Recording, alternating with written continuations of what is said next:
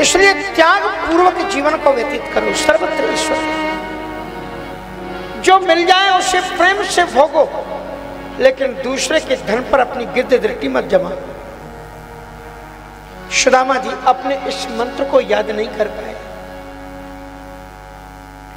क्योंकि जिसे वो ईर्ष्यावाद से उतारे थे संसार में, देखो वो परमात्मा तो सखा बनकर के उनके बगल में बैठा हुआ था। इसलिए उनकी चित्रवृत्तियां नित्य निरंतर गोविंद में ही लगी रही। और जब गोविंद में जो लग जाते हैं उनको फिर पढ़ाई लिखाई से काम क्या है, उनकी कोई भी मनोवृत्ति। यही बात रामचरितमानस में किसने कही है?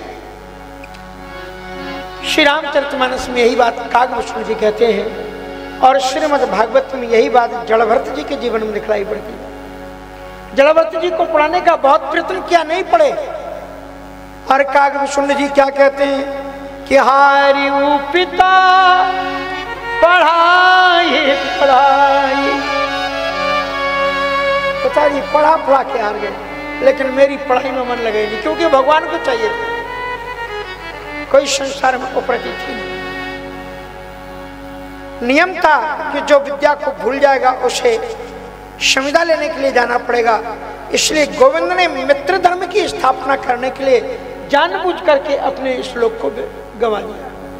कह दिया अहम सुदामा चित्ते से, मैं तो सुदामा के चित्त में रहता। और दोनों को ऐसे होते थे गुरु।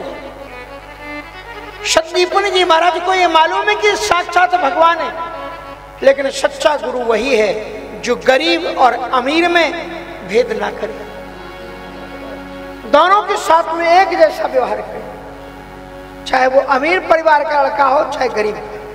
एक राजा का बेटा है, राजा की बात की छोड़ो, वो साक्षात भगवान है, उनको मालूम है, लेकिन नियम माने नियम, दोनों को लकड़ी बीनने के लिए भेज दिया।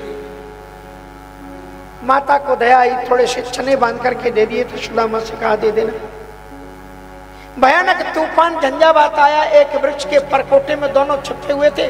भूख लगी सुदामा को तो उसने वो बताया नहीं गोविंद को, और अकेले ही जब चने खाने लगे दांत बजे तो गोविंद ने पूछा सर्वांतर्यामी है भगवान, उनसे छुपा क्या है? तुम भगवान से छुप करके भोग नहीं भोग सकते। सुदामा के दांत जब बजे तो गोविंद ने पूछा मित्र ये आवाज किसकी है? बोले कन्हैया आराम से खड़े रहो, असल में दांत ठंडी बहुत है ना, दांत आपस में कटकटा रहे। तो रासलीला वाले दिखा दें कि दूजे भागी को खाए के यही मिलेगी सीख, और जाए भिखारी हो तुम दर दर मांगो भी। और ये बात सत्य है, जो दूसरे के धन को हड़पता है, दूसरे के भाग को छीन के चोरी छुपे खाता है, उसको अगले जन्म में दरिद्र होना पड़ता है। दोनों मित्रों की विधिवत पढ़ाई लिखाई हुई, और जब विदाई हुई दीक्षांत समारोह पर, तो सुदामा और गोविंद विलख विलख करके बिछुड़ते समय रोए। चलते समय गोविंद ने कहा कि सुदामा तुम्हारे जीवन भर के लिए मित्र है, तुम कहीं भी जाना, यदि थोड़ा भी कष्ट हो एक बार मुझे पुकार के देखना, चाहे मैं त्रिभुवन में कहीं भी हूं, मैं तुम्हारे पास दौड़ा चला। सुदामा का विवाह हो गया, पत्नी भी उनको श्रेष्ठ सद्गुण संपन्न उनके अनुसार मिल गई।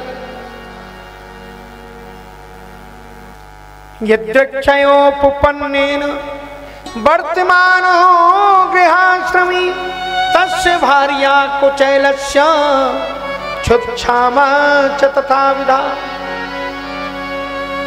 निर्मल पवित्र हृदय सुदामा का जीवन अत्यंत अभाव से भरा हुआ,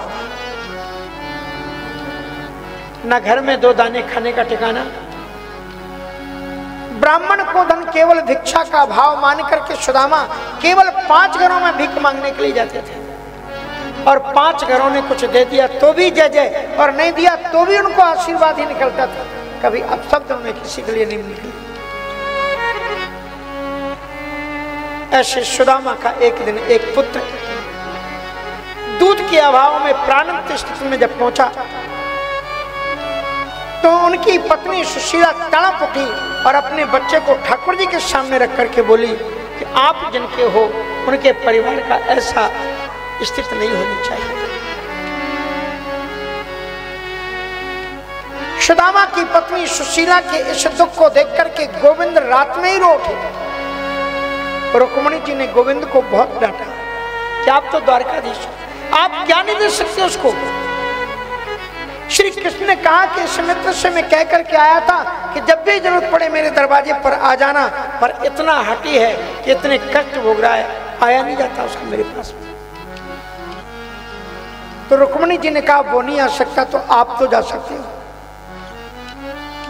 फिर हमारे गोविंद ने एक भिक्षुक का रूप धारण किया और जब उस समय पर सुदामा भिक्षा मांगने गए थे तब सुदामा की कुटिया के दरवाजे को खटकाया। भगवती भिक्षाम देहि, भगवती भिक्षाम देहि। और जो ही आवाज लगाई तो सुशीला जी दौड़ करके इधर उधर से 4 चावल के दाने लेकर के भिक्षुक के खप्पर में जब वो दाने डाल रही थी तो चावल के कण तो कम गिरे, उनके अश्रुबिंदु ज्यादा टपक रहे थे। तो भिक्षुक ने देखा देवी आपको दुख हो रहा है भिक्षा देने में? कहा नहीं भिक्षुक, भिक्षा देने में कोई कष्ट नहीं हो रहा है, पर मेरे पास इन आंसुओं के सिवा कुछ भी नहीं।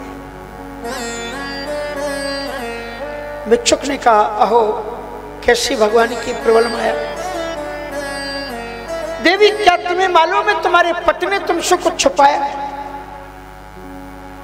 सुशीला ने कहा मेरे पति के लिए आप कुछ भी शब्द मत बोलना, क्योंकि वे मेरे देवता हैं, भगवान सहज सरल सत्य के मार्ग पर चलने वाले हैं, वो कभी झूठ नहीं बोलते, उन्होंने मुझसे कभी कुछ नहीं छुपाया।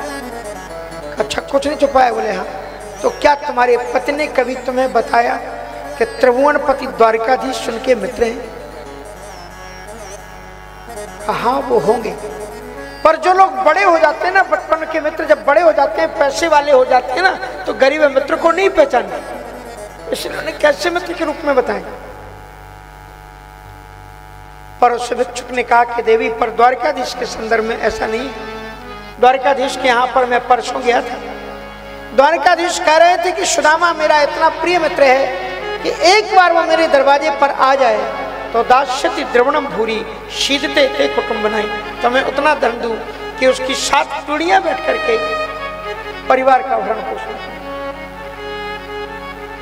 भिक्षुक का दृश्य हो गया। सुदामा जी जब आए तो सुशीला को अत्यंत प्रसन्न देखा, पर आज सुदामा को कुछ भी नहीं मिला था। सुशीला के चेहरे पर प्रसन्नता को देख करके कहा कि देवी मैं तुम्हें कोई सुख नहीं पहुंचा पाया, तुम कितनी महान हो कि अभाव में भी इतनी प्रसन्न रह लेती।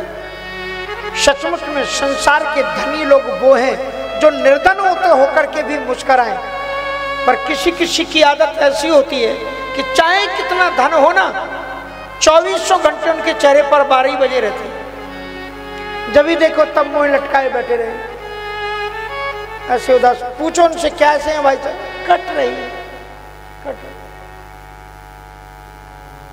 इसलिए वी हैव